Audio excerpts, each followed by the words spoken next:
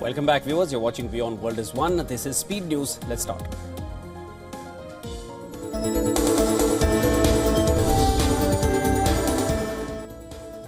Russian President Vladimir Putin, in a call with his US counterpart Donald Trump, has agreed to halt attacks against Ukrainian energy targets, but refused the full 30-day ceasefire that Washington has proposed and Kiev has already accepted. Putin is reported to have made it clear that any deal on the full ceasefire was dependent on the fulfillment of long-standing demands by the Russians, complete cessation of Western military and intelligence support to Ukraine, and the assurance that Kiev will not rearm or mobilize during any ceasefire.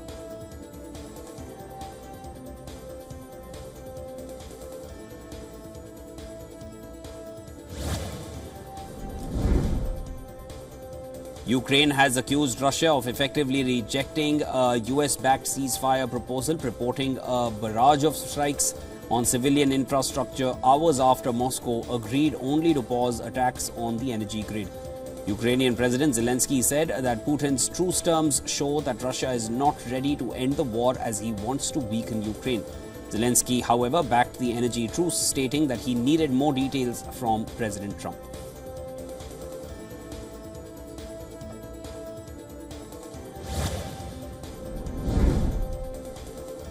Intensified clashes were witnessed in Kursk region in western Russia as the Russian side claimed its forces have taken control of almost all the settlements in the region.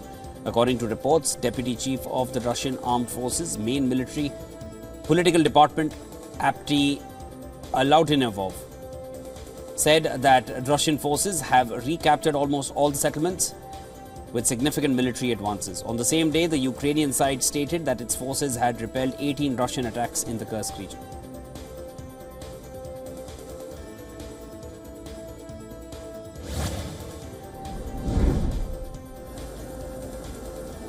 Israeli Prime Minister Netanyahu has warned that massive overnight strikes on Gaza were only the beginning and that future negotiations with Hamas will take place only under fire now. Netanyahu said Hamas has already felt the strength of our arm in the past 24 hours, adding that military pressure on Hamas was a critical condition for securing the release of hostages held by the militant Islamist group. According to the health ministry in the Hamas-run territory, the strikes, by far the largest since a truce took effect in January, killed more than 400 people across the Gaza Strip.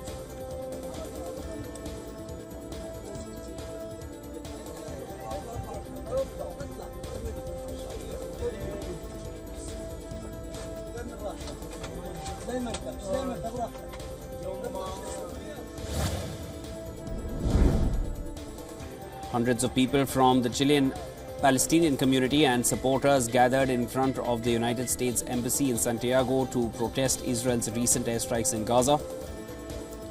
In a press release, the Chilean Ministry of Foreign Affairs expressed its consternation and condemnation of Israel's brutal attack against the civilian population of Gaza. It stated that the aggression constituted a flagrant violation of the ceasefire agreement with Hamas, which has been enforced since 19th of January, as well as of the most basic norms of international humanitarian law.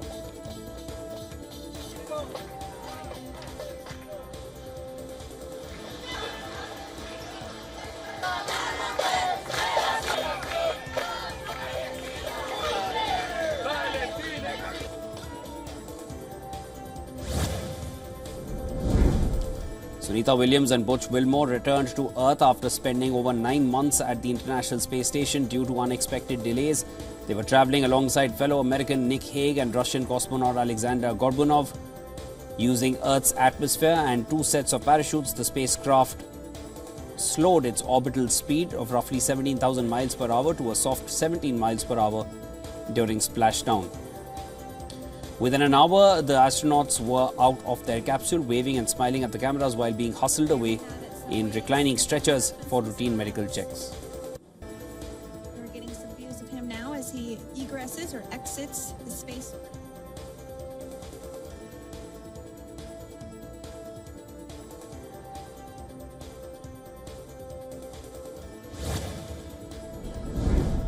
US federal judge has ordered an immediate halt to the shutdown of US aid agency by Elon Musk's Department of Government Efficiency. Says dismantling of agency is likely it likely violated the US Constitution in multiple ways. In a preliminary ruling on Tuesday, US District Judge Theodore Chang ordered DOGE to restore access to US aid's computer systems for its direct and contract employees, including thousands who were placed on leave.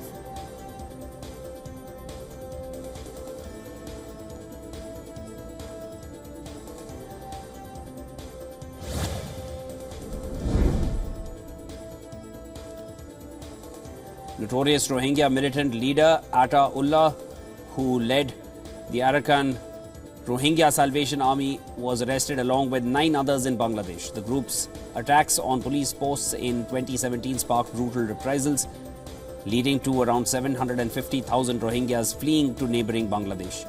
Atta Ullah has been accused of ordering the murder of Rohingya civic leaders and a Bangladeshi military intelligence officer. The outfit has also been linked to killings, abductions and torture in refugee camps. His arrest came hours after a regional rights group, Fortify Rights, reported that at least 65 Rohingyas were killed.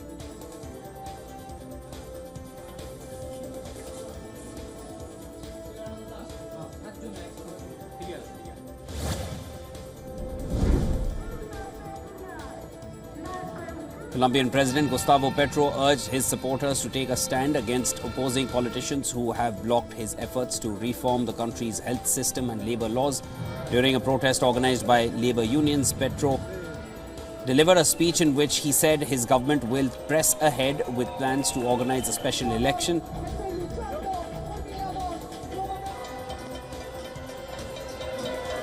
Voters will be enabled to approve or reject health and labor legislation that has languished in Congress due to a lack of consensus. The special election the government plans to hold is known as a popular consultation in Colombian law and requires Senate approval. For its results to be implemented, 1/3 of all registered voters must participate, or around 13 million people.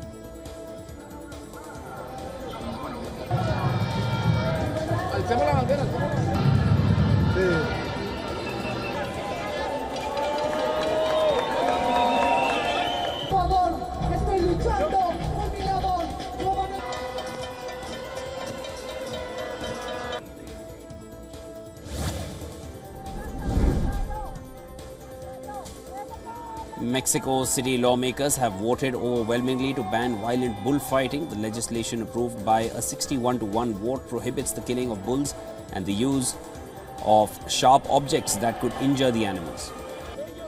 It also sets the limits on how long bulls could be in the ring, all part of an initiative dubbed bullfighting without violence. The decision sparked angry protests from bullfighting supporters and matadors, some of whom shouted angry slogans behind a police barricade. Meanwhile, animal rights protesters and lawmakers pushing the bill celebrated, walking out into the steps of Mexico City's Congress, pumping their fists.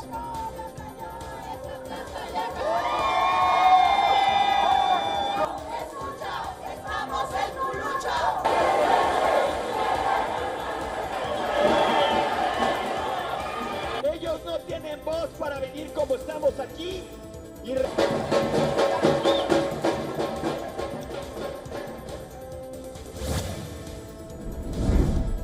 Protests have broken out in Hungary after the country's parliament passed a law to ban pride marches by LGBTQ communities.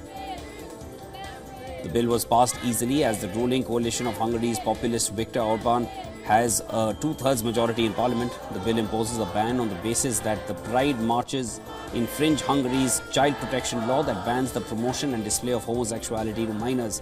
Participation in marches could risk fines of up to $545, with police being allowed to use facial recognition tools to identify potential offenders.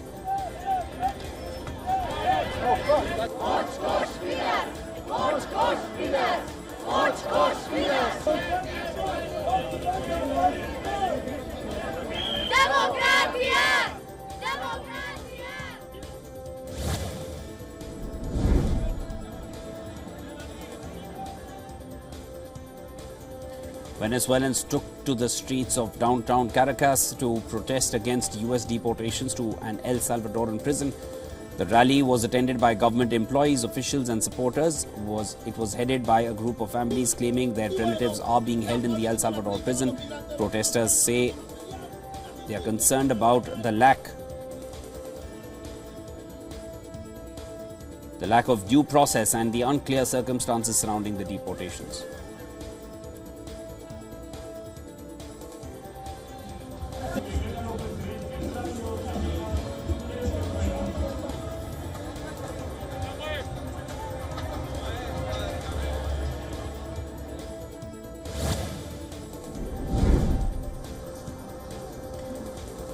Thousands attended a silent night vigil in Skopje, North Macedonia's capital. This was to commemorate the 59 people that died in a tragic fire at a nightclub on Sunday. Attendees held up phone torches as they stood in silence, with others laying flowers and lighting candles in tribute. People demanded accountability from the authorities following revelations that the club was operating under a forged permit.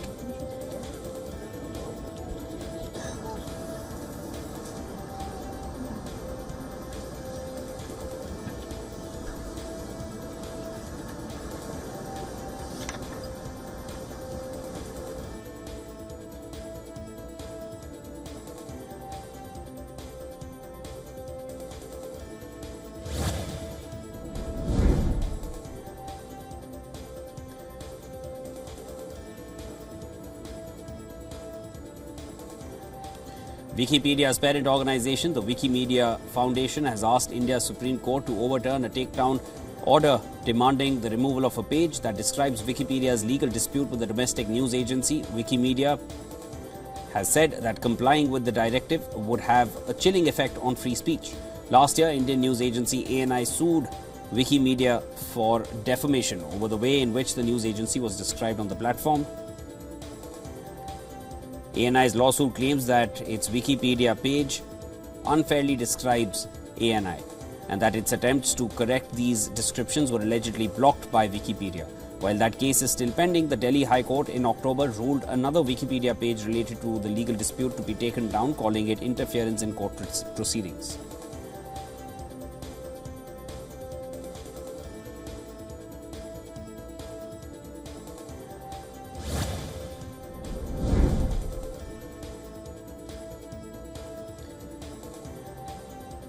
In Germany, Apple has suffered a legal setback. The nation's highest court has ruled that Apple is a dominant force in the market and that stricter oversight is required. The ruling will allow regulators to impose stricter controls on the tech giant and to closely scrutinize Apple's market position for potential abuse, placing it alongside other tech giants like Amazon, Microsoft and Google's parent company Alphabet. Meanwhile, Apple has expressed its disagreement with the ruling, saying that the company has in fact faced tough competition in Germany.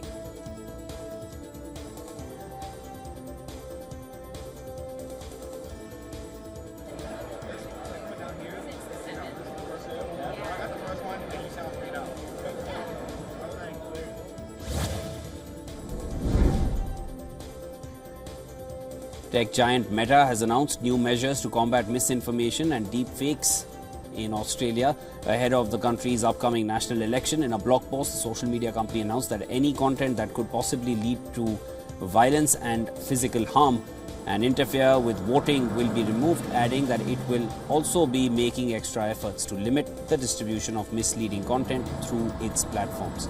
Moreover, to ensure accuracy, the company will have its content fact-checked by news agencies, AFP and Australian Associated Press.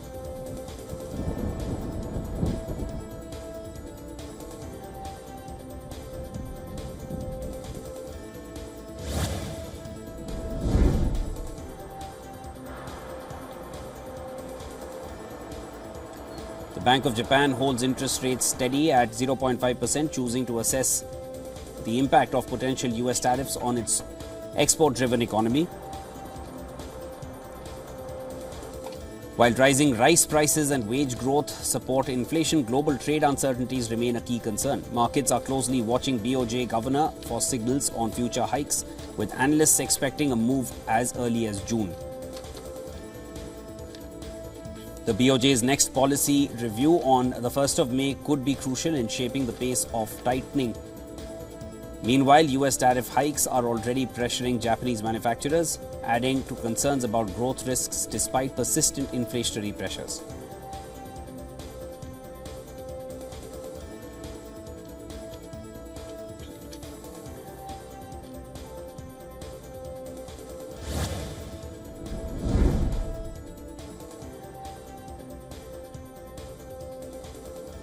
Morgan Stanley plans to lay off about 2,000 employees this month, cutting 2 to 3% of its workforce, excluding financial advisors. The move follows similar job cuts at Goldman Sachs and Bank of America as Wall Street braces for economic uncertainty and President Trump's shifting tariff policies. While deal-making remains sluggish, Morgan Stanley is still hiring at senior levels in investment banking. Markets had hoped for a post-election rebound, but policy uncertainties are keeping capital market activity subdued.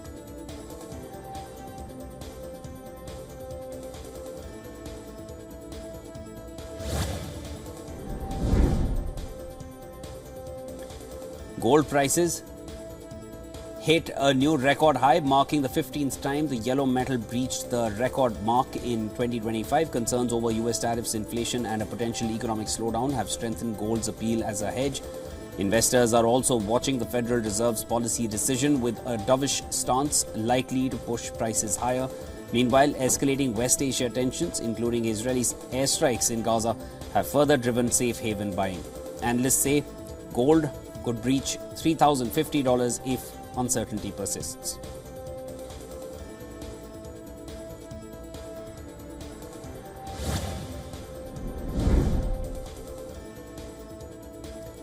Oil prices edged lower after Russia agreed to halt attacks on Ukraine's energy infrastructure, raising expectations of increased supply.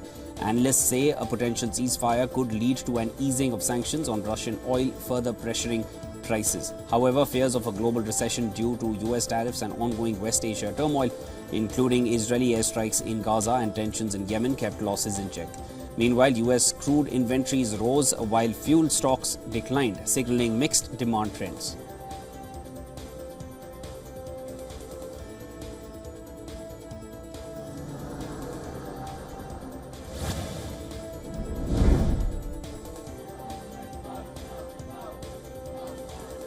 Israeli actor Gal Gadot was celebrated with a star on the Hollywood Walk of Fame. At the event, she was surrounded by her family, colleagues Vin Diesel and Patty Jenkins, and dozens of fans. However, the ceremony was disrupted by a group of pro-Palestinian protesters who gathered across the street from the El Capitan Theatre.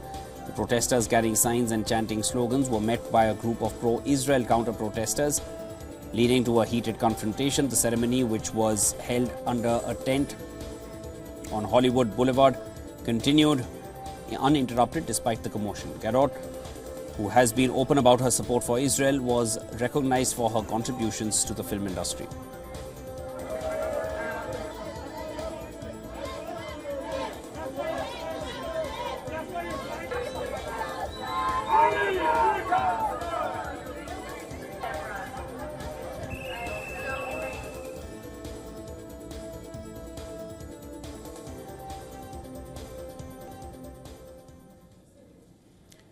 All right, viewers, that's a wrap on this edition of Speed News. Thank you so much for tuning in. We'll take a quick break. Stay with us.